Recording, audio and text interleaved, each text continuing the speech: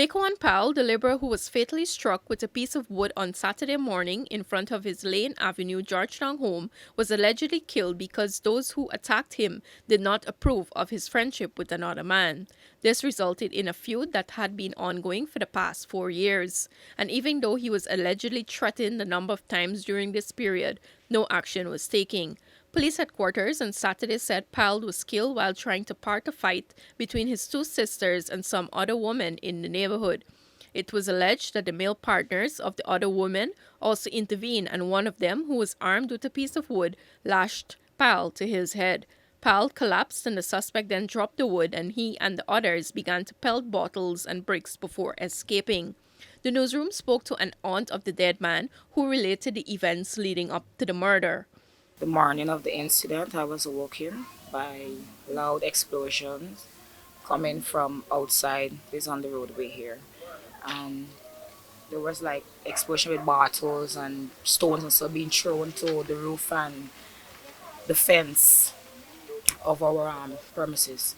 To check what was going on, Melissa said she ventured outside of her yard where she learned of her niece being involved in a confrontation during which she was badly injured. Okay, but it was so much of them because it was like about 78 of them, right? And half of them had wood, who had sharp tools, who had brick in the hands and so on.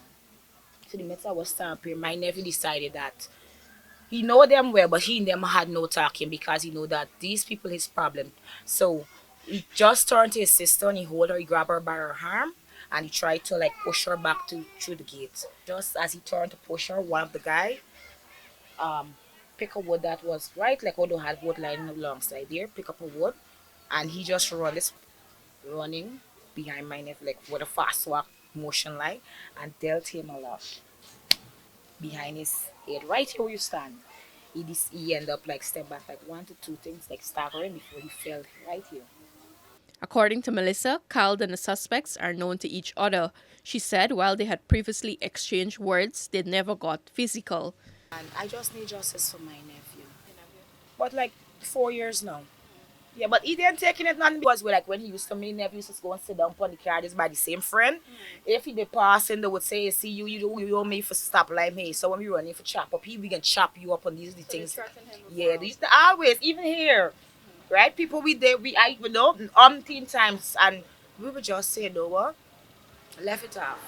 Following the incident, the house of the alleged killer was set on fire in Laing Avenue. It was completely destroyed. Melissa made it clear that her family has nothing to do with the fire. Is it the suspect's house?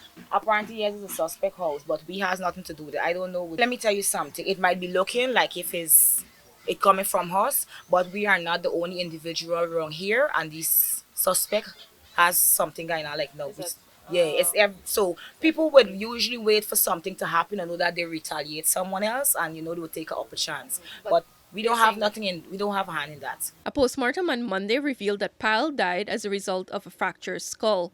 Police are on the hunt for the 30-year-old suspect. Reporting for the newsroom, Sharda Bacchus.